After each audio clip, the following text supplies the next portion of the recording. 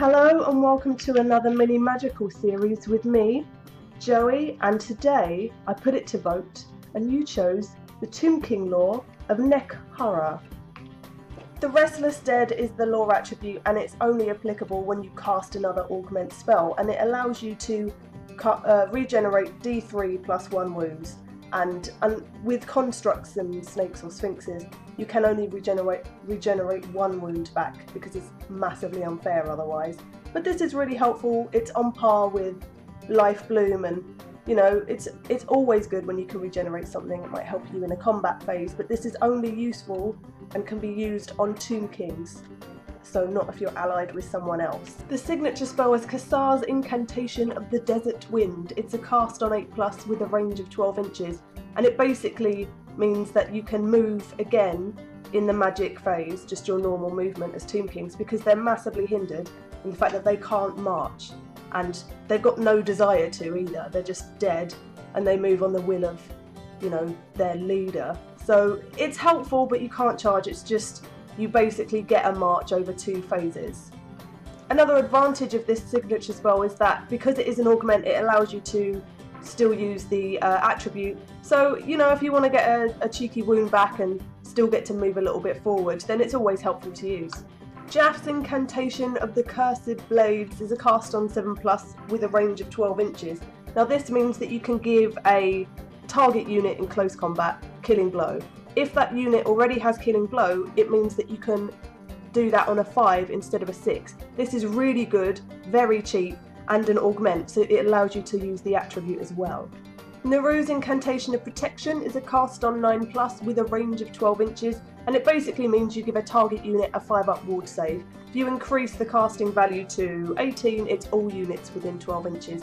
This is great. A ward save has saved me on many an occasion, so always worth it if you're a bit unsure whether they will survive. Tra's Incantation of the Righteous Smiting is a cast on 9+ with a range of 12 inches, and it means that you can, on a target unit, give that unit an extra attack, including shooting units, so ranged. This is really awesome, and an augment, so you get the lore attribute. It says things like you can use it on the crew of a war machine. There's bits and bobs that aren't really specified, so you have to look into it a bit further as to whether that includes the war machine. But amazing, very cheap, and if you increase the casting value to 18+, it's all units within 24. Goodness.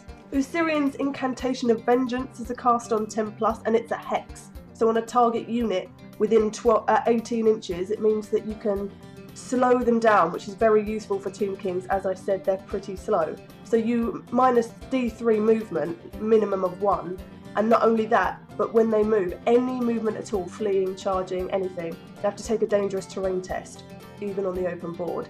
So this is great. You can increase the range of that to 36 on a cast on 13, and this is still very cheap. If that's what you need to, you know, save you some points, win, track them down, it's a great one. Uskep's Incantation of Desiccation is a cast on 11+, and it's a hex with a range of 24 inches. And it means on a target unit you can reduce their strength and toughness by 1, and if you increase that range, the casting value to 22, it's minus D3. So this is awful to be on the receiving end of, because it, you know, can effectively make my Treekin goblins. Sekhmet's Incantation of the Skull Storm is a cast on 15+, and it's standard magical vortex rules, so I've discussed that in previous videos.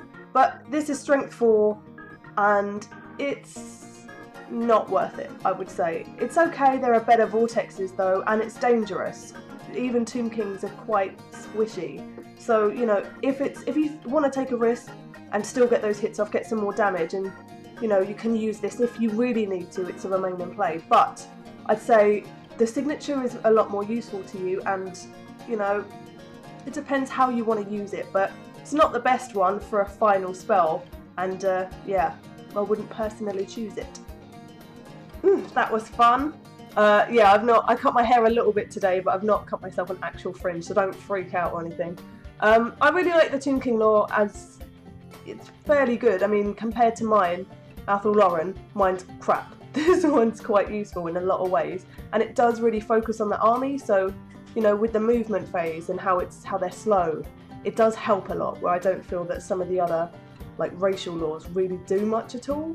So I quite like it, except of course the vortex. I think there's far nastier out there, but I hope you enjoyed this video. I hope it was educational for you, and tell me what lore you'd want to see next. I can't do the lore of Joey, that's odd, and I think someone else wanted to do it anyway, so yeah, anything else, I'll try and get a secret lore in this week.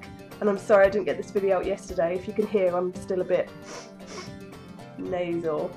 Thanks for watching. Like if you like this, subscribe if you want to, and I will see you very soon. Goodbye.